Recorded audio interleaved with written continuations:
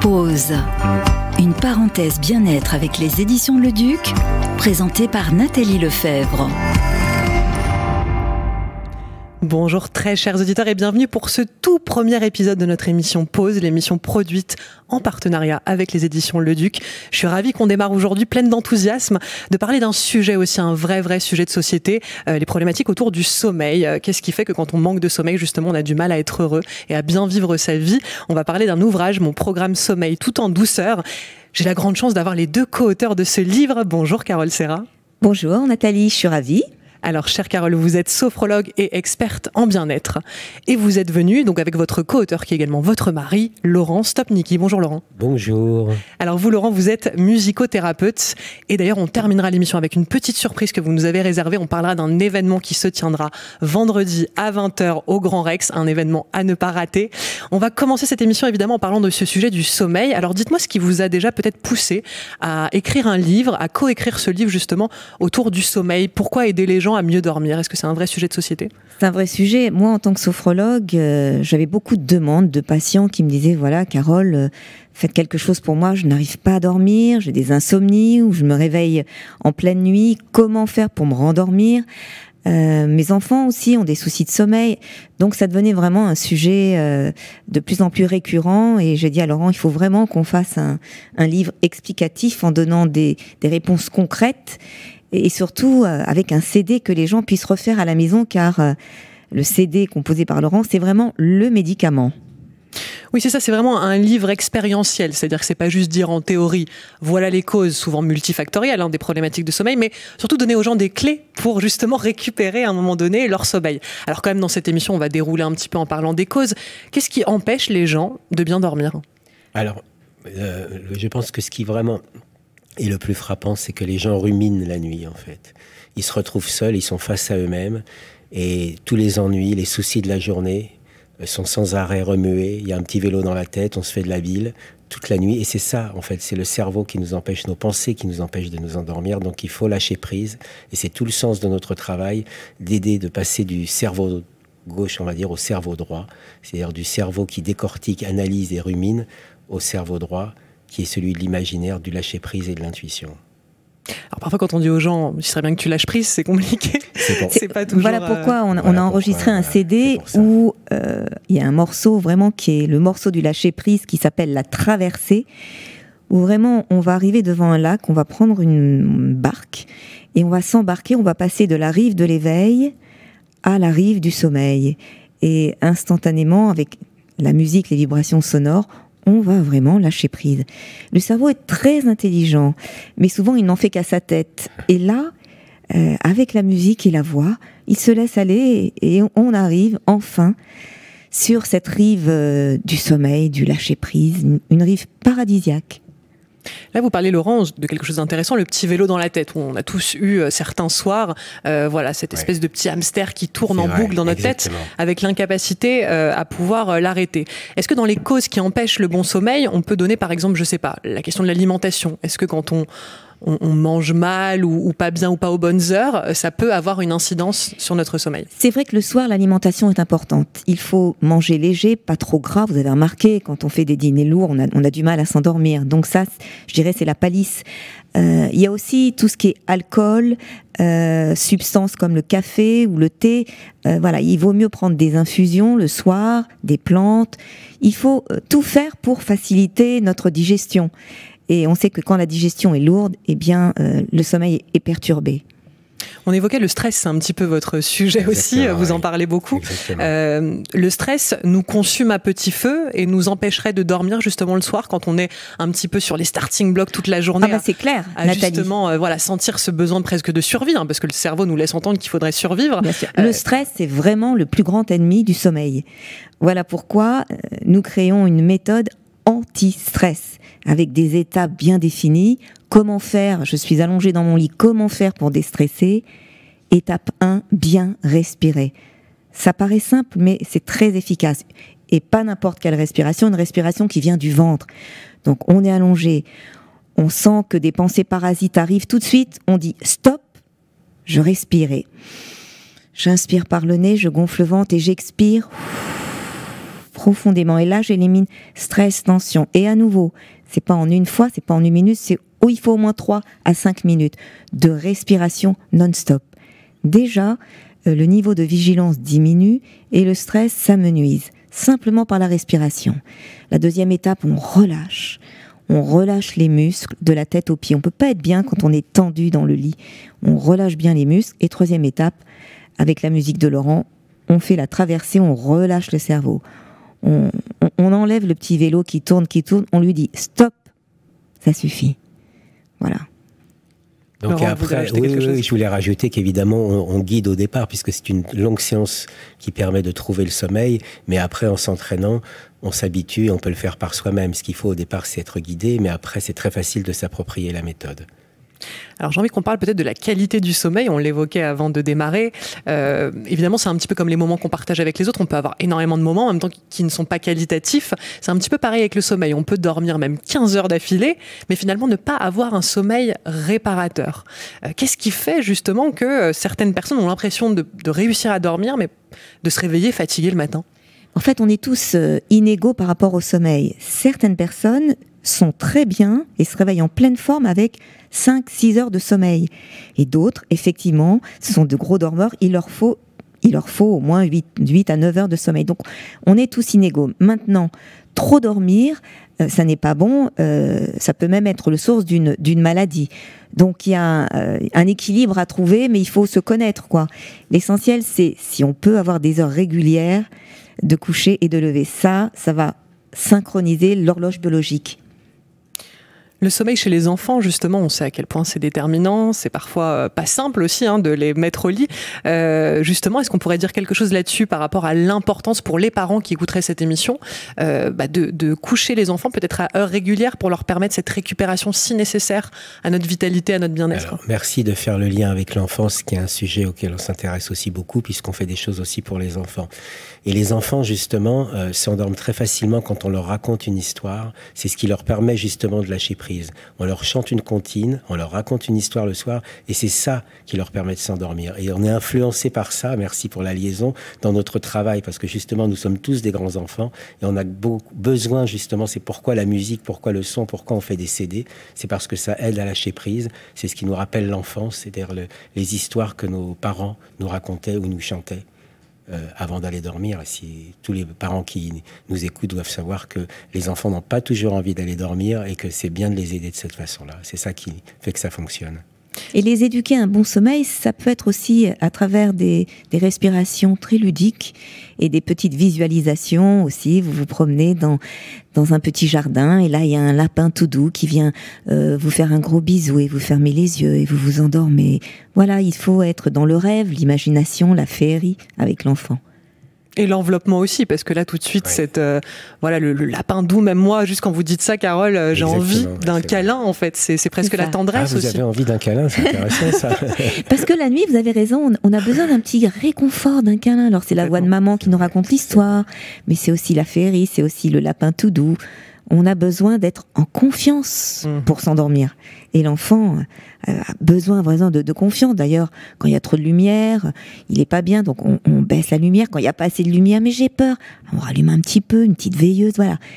La nuit, ça doit être synonyme de sécurité pour l'enfant, pour qu'il s'endorme en paix. On en parle dans notre livre, et il y a une chose dont on parle, puisqu'on parle aussi des enfants dans le livre qu'on a écrit sur le sommeil aux éditions Le Duc.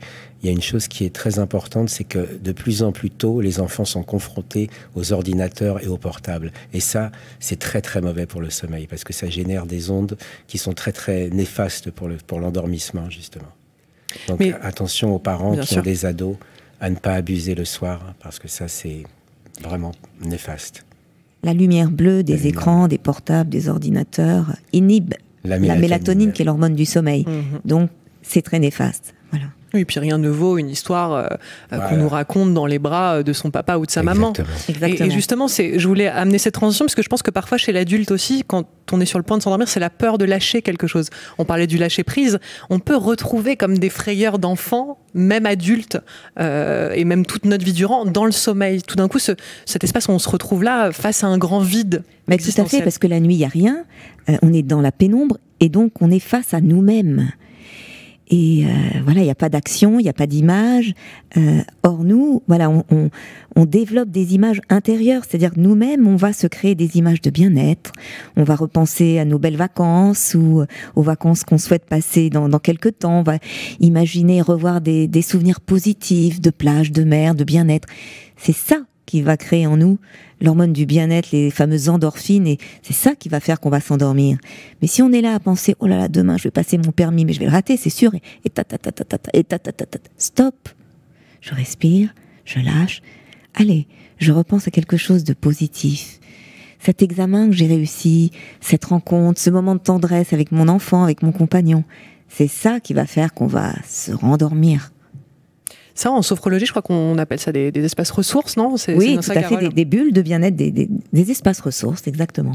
D'avoir peut-être dans son quotidien, à plein de moments, puisque la vie parfois est déstabilisante, de pouvoir, même au-delà du sommeil, revenir dans cet espace-là, où justement on se sent en sécurité. Je crois qu'on arrive à s'endormir aussi quand on sent cette forme de sécurité. Alors évidemment, on le sait, la sécurité, on peut tenter de la construire à l'extérieur de nous. Souvent, ça parle aussi avant tout de notre intériorité. Donc pouvoir comme ça, c'est ce que vous conseillez souvent, Carole, que les gens puissent avoir une bulle à l'intérieur d'eux-mêmes dans laquelle pouvoir se retrouver. Et dès les premières séances, quand je reçois les gens, vous faites bien de le dire, Nathalie, je leur demande de créer leur bulle de bien-être. Ça peut être une plage de vacances, ça peut être une forêt, un paysage réel ou imaginaire, peu importe. C'est leur bulle. Et dès qu'ils se sentent pas bien, il leur suffira de ressortir cette image de bien-être pour instantanément se retrouver en confiance, en harmonie, en équilibre. Vous voulez rajouter quelque chose, Laurent? Non. Je vous vois sourire. Non, je suis tout à fait d'accord. Et on pourra peut-être faire un exemple de méditation très proche de ça pour que les gens puissent goûter à en faire un petit bout d'expérience. Voilà. Puisque c'est vrai, ce livre, et je le disais pour introduire cette émission, c'est vraiment un livre pratique, parce que c'est bien beau de faire des théories, d'expliquer aux gens pourquoi ils n'arrivent pas à bien dormir, à bien récupérer, mais c'est aussi important de pouvoir leur transmettre des clés pour pouvoir justement aller plus rapidement, plus simplement, et avec plus de bonheur aussi dans le sommeil. Moi, je pense aussi que parfois, comme notre vie quotidienne ne nous convient pas tout à fait, le sommeil en est heurté. Est-ce que vous sentez ça aussi dans les gens que vous pouvez rencontrer? Ils se lèvent le matin, il n'y a pas vraiment de sens à leur vie, ils vont faire un métier où ils gagnent leur vie un petit peu à la perdre. Et donc ça, est-ce que ça peut avoir une incidence sur notre sommeil? Mais tout à fait. Je pense que de plus en plus de gens sont pas heureux au travail, sont pas heureux dans leur vie, ou n'ont pas de sens, comme vous le dites. Et nous, dans notre programme sommeil, on développe une étape qui est l'étape de la gratitude. C'est d'ailleurs Laurent qui a eu l'idée de cette étape, c'est-à-dire la reconnaissance. On se lève le matin, on est en vie. Mais c'est déjà miraculeux d'être en vie. On ouvre la fenêtre, on respire l'air. Ce sentiment de gratitude, de reconnaissance, ça développe notre humanité et notre immunité également. Je suis en vie, j'ai un toit. Au lieu de voir ce qu'on n'a pas, oui, je suis pas heureuse parce que j'ai pas ci, j'ai pas... Voyons déjà ce qu'on a. Tout ce qu'on a, c'est déjà énorme. Et déjà d'être en vie. Ça, la gratitude, Laurent, ça a changé votre vie? Oui, ça a changé notre vie. Et je voulais raconter une anecdote justement qui nous est arrivée il y a quelques jours. On a eu une coupure d'eau là où on habite. Et on ne se rend pas compte de ce que c'est finalement d'être privé d'eau, pas pouvoir se laver, pas pouvoir faire la cuisine. Et quand l'eau est revenue, j'ai trouvé que c'était un miracle.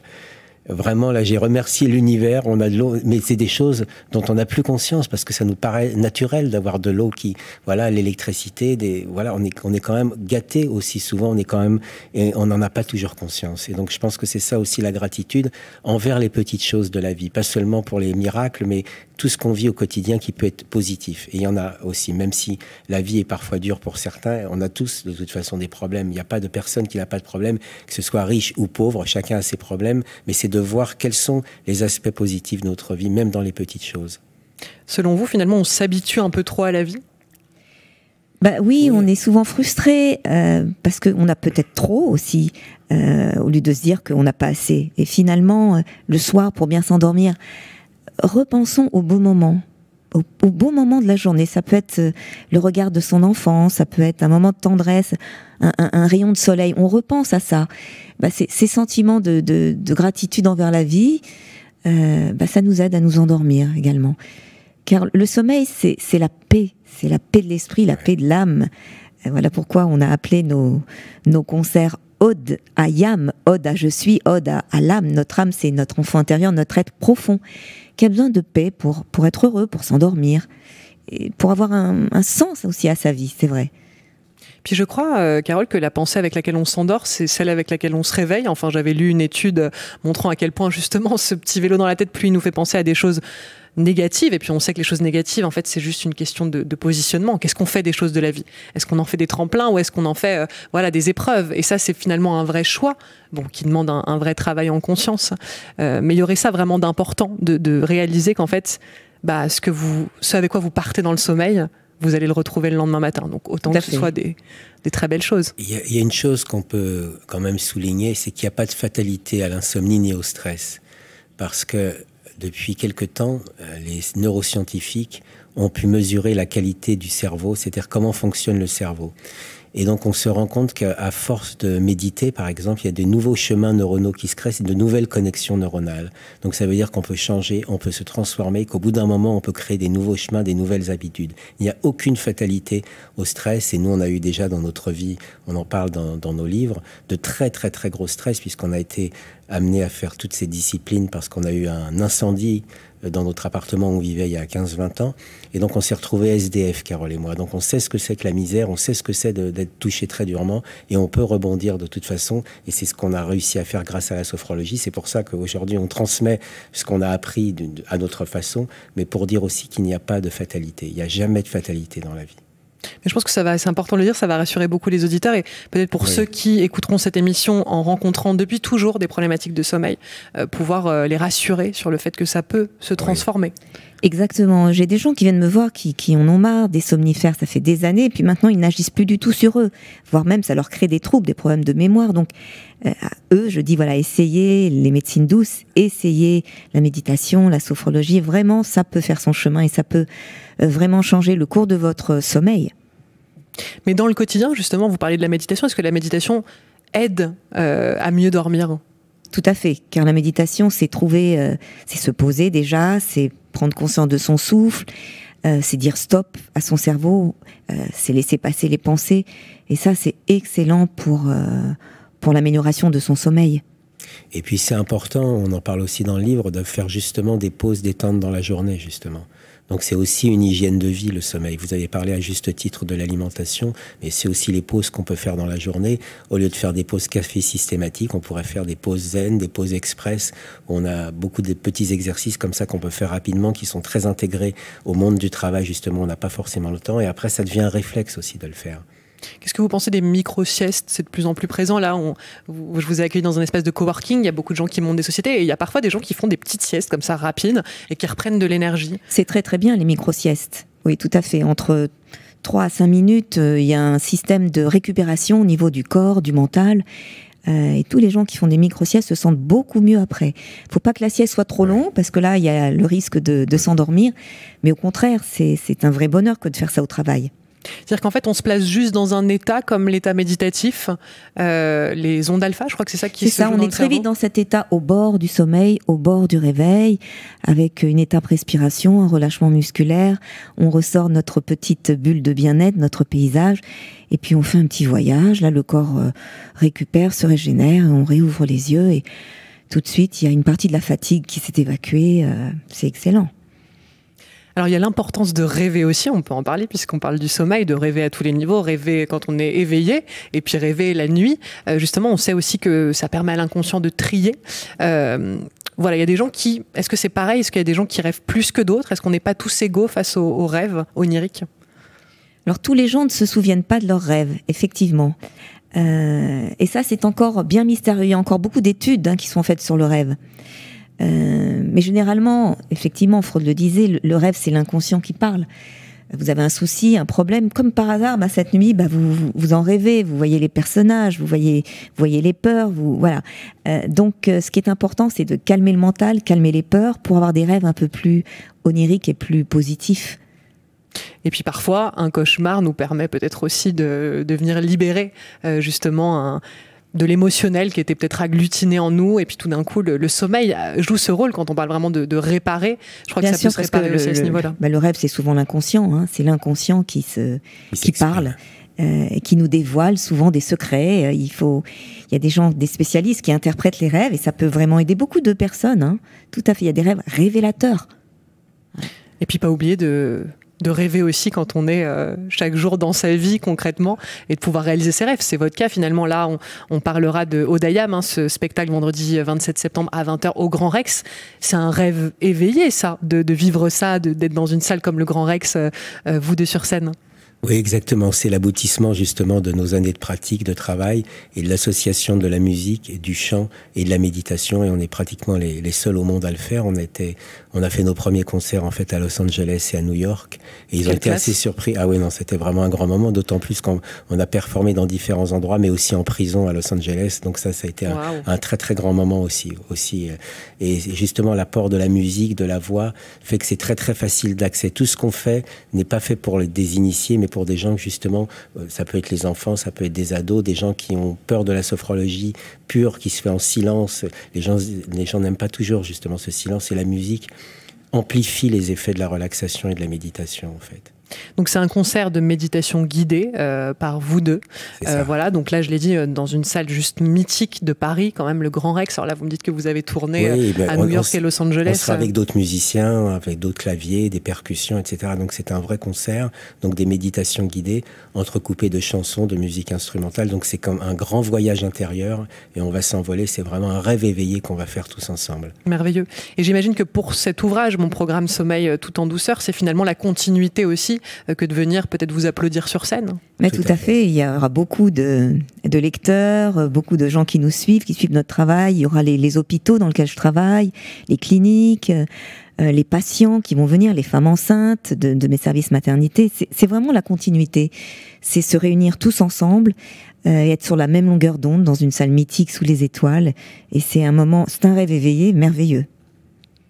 Donc il y a un public énorme, parce que le Grand Rex, je connais plus la jauge, mais je sais que c'est quand même assez important, qui vont communier. Ah oui, et puis c'est ça qui est aussi beau. C'est pour ça qu'on le fait, parce que vibratoirement, ça va être un moment incroyable, quoi. C'est sûr, de se réunir comme ça et de méditer tous ensemble en musique, c'est vraiment merveilleux, quoi.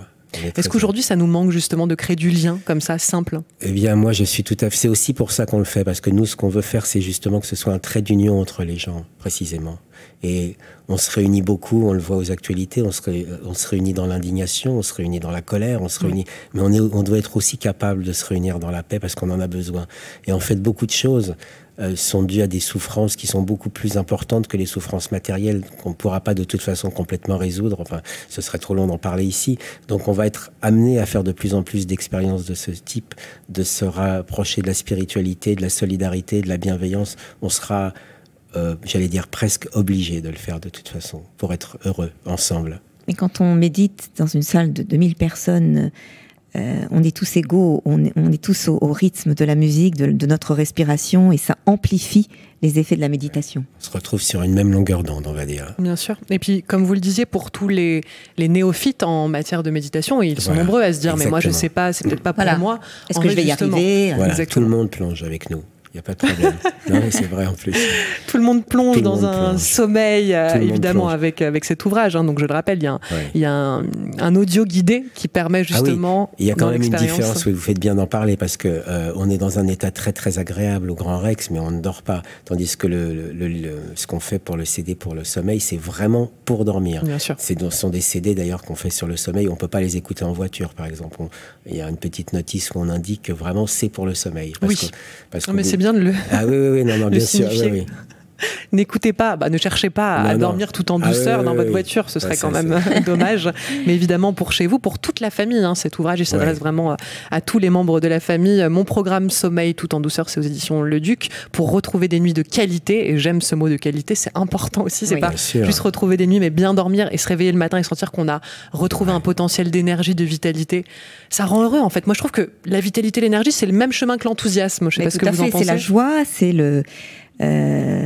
c'est pouvoir faire des choses, c'est être dans l'énergie, c'est ouvrir le domaine de nos possibilités. Voilà, sans énergie, on n'est rien. Donc, quand on se réveille en pleine forme, on voit la journée d'une autre lumière. Vous l'avez dit tout à l'heure, la privation de sommeil, Nathalie, c'est quelque chose de terrible. On peut à la limite jeûner pendant 1 ou 2 jours, 3 jours, mais se priver de sommeil au bout de 3 jours, on est dans un état de nerfs insupportable, pour soi-même et pour les autres. Donc le sommeil est vital. Complètement. Mais je pourrais pas dire le contraire parce que je me sens, quand je me vois fatiguée, je m'observe faire et je vois que je suis pas juste, je suis pas bien alignée, ça va pas.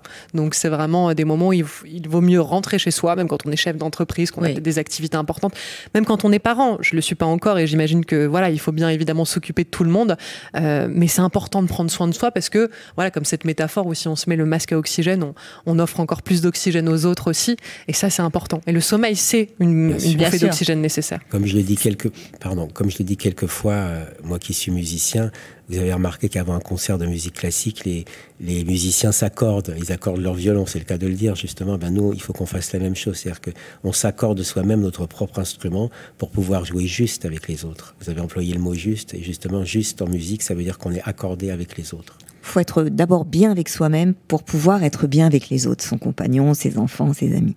Ça passe d'abord par soi, et ça n'est pas du tout égoïste, au contraire. Ça rend service aux autres. C'est très altruiste. Oui. Alors, chère Carole, vous nous faites déjà du bien, mais vous allez nous offrir un petit cadeau, une surprise pour cette émission. Vous nous proposez là une méditation donc pour qu'on puisse vivre, commencer à vivre comme ça, et avoir envie de prolonger, que ce soit vendredi soir, donc le 27 septembre au Grand Rex, avec ce merveilleux concert de méditation guidée, mais également pour, là, un aspect plus intime, dans le sommeil, pouvoir être accompagné par vous deux dans ce programme Sommeil tout en douceur. Alors, chère Carole, quelques mots sur ce que vous allez nous proposer tout de suite. On en parlait tout à l'heure, Nathalie, c'est créer un espace de bien-être. Vous allez créer votre refuge, votre havre de paix. Et voilà, je vous guide dans cette image. Vous allez la créer vous-même. Et après, vous allez l'imprimer. C'est votre espace de bien-être. À tout moment de la journée, un coup de fatigue, hop, je ressors la photographie qui est dans ma poche, la photographie mentale, et je retrouve mes couleurs, mes parfums, mes odeurs, et je retrouve mon bien-être. Donc on peut lancer la musique. Voilà, et le on morceau est parti, s'intitule Le Havre de paix. Donc, asseyez-vous tranquillement. Voilà, fermez les yeux. Laissez venir à vous l'image d'un lieu très agréable, réel ou imaginaire. Un endroit merveilleux qui deviendra votre refuge. Votre havre de paix.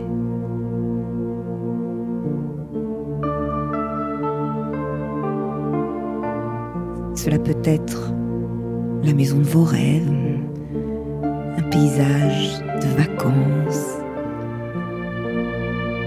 montagne, une forêt. Choisissez votre paysage. Et aujourd'hui, imaginez que vous vous promenez dans ce paysage en toute liberté.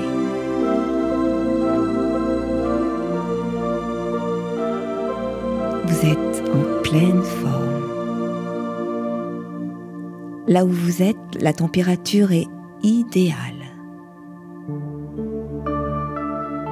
Et le ciel lumineux.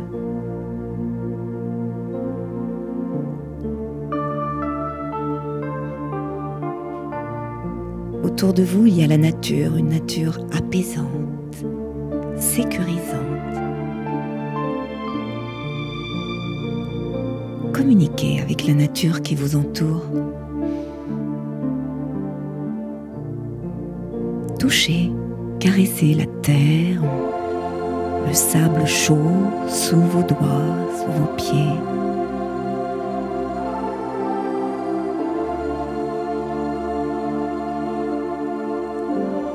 Respirez l'air pur, l'oxygène. Écoutez au loin, captez le chant des oiseaux.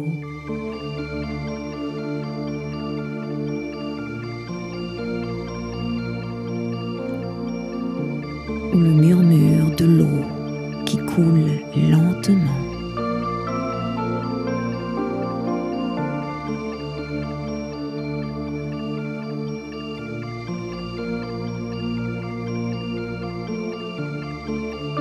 Vous êtes dans votre espace de bien-être,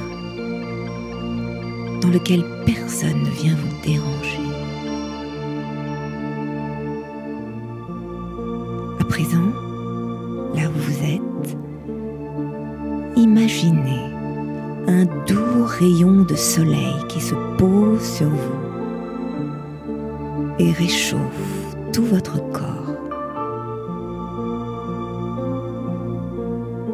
Chaleur agréable sur les deux épaules.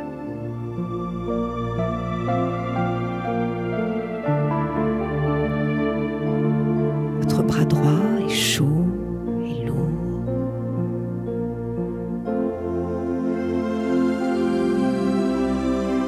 Votre bras gauche est chaud et lourd.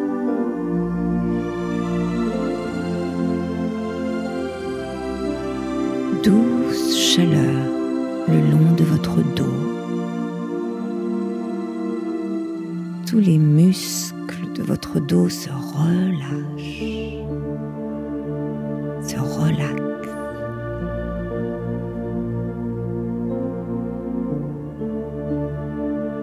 Chaleur agréable autour du ventre, du bas-ventre, du bassin. Vos deux jambes sont chaudes et lourdes.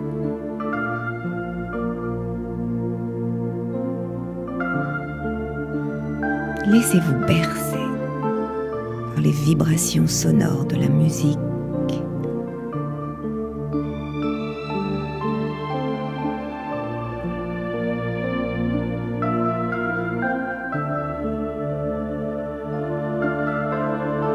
Vous êtes dans un état de détente très agréable, au bord du sommeil, au bord du réveil, l'état de la sophrologie.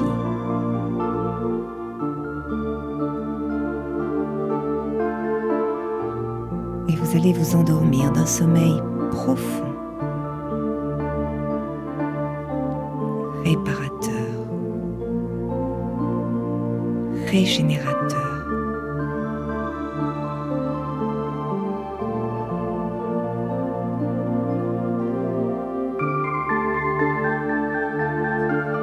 Et demain matin, vous vous réveillerez en pleine forme.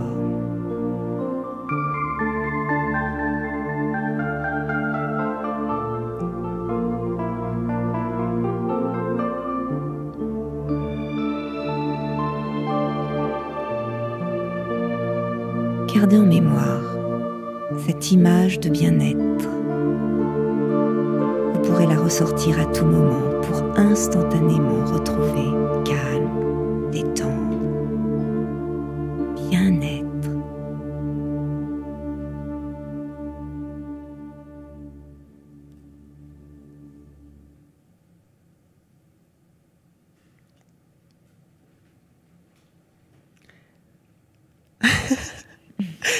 Magnifique. Carole, quelle voix incroyable. On l'a pas dit, mais vous êtes une femme de médias. On vous a beaucoup vu à la fois à la télé, en radio. C'est ce qu'on évoquait avant de démarrer l'émission. Et juste quand on entend votre voix, je pense qu'on a envie de l'écouter toute la journée. Il y a quelque chose de waouh. Je sais pas. Ça me touche beaucoup, Nathalie. Vraiment, c'est merveilleux moment. Merci pour ce cadeau pour nos auditeurs. Je me suis laissée un peu emporter, donc c'est important de reprendre le fil aussi. Pour terminer cette émission, évidemment, pour présenter donc cet ouvrage dont on a parlé tout au long de cette émission, Mon programme Sommeil tout en douceur, pour retrouver des nuits de qualité avec une méthode audio guidée pour s'endormir paisiblement. C'est aux éditions Le Duc. Dans la même collection, Carole, vous avez écrit un livre sur un programme minceur tout en douceur. Est-ce qu'on peut juste en dire quelques mots ? Bien sûr. Bien là aussi, dans la minceur, on se rend compte que le stress qui développe l'hormone du stress, la cortisol, est très néfaste. Donc très souvent, les gens font des régimes, mais ils oublient de parler de leur stress et de s'en occuper. Donc là aussi, j'ai écrit un livre qui fait déculpabiliser beaucoup de gens, mais simplement c'est pour les aider à apprendre à déstresser, à y voir plus clair dans leur vie, à mieux manger, bien sûr. L'hygiène de vie est importante, mais il n'y a pas que ça. Voilà, là aussi on retrouve les étapes indispensables. Apprendre à bien respirer, à relâcher ses tensions, à trouver le sommeil, à mieux dormir. Car il faut dire que quand on dort bien, on développe l'hormone de la satiété. Alors quand on dort mal, on développe justement l'hormone qui nous fait manger un peu n'importe quoi. Donc il y a des petites techniques, des exercices de sophrologie très simples et efficaces à pratiquer pour obtenir cette hormone naturelle de la satiété, savoir manger au bon moment et manger vraiment quand on a faim. Ça, c'est important. Donc ce livre, c'est Mon programme minceur tout en douceur, c'est également aux éditions Le Duc. Et donc on le rappelle, vendredi qui arrive, donc le vendredi 27 septembre à 20h, rendez-vous au Grand Rex pour un concert de méditation guidé par vous deux et d'autres musiciens, ça s'appelle Odayam. Voilà, un événement à ne pas rater. Est-ce qu'il reste encore quelques places justement pour les auditeurs qui aimeraient là s'inscrire? On peut encore venir et vous rejoindre. Merveilleux. Donc ça, c'est vendredi à partir de 20h au Grand Rex. Merci Carole Serra, merci Laurent Stopnicky d'avoir accepté mon invitation. Merci beaucoup. C'était un vrai plaisir, Nathalie. C'était bravo un vrai pour toutes vos moment. questions très pertinentes. Merci à tous les deux et merci évidemment aux éditions Le Duc pour leur confiance. On se retrouve le mois prochain pour une nouvelle émission. Pause, la parenthèse bien-être. Pause. Une parenthèse bien-être avec les éditions Le Duc, présentée par Nathalie Lefebvre.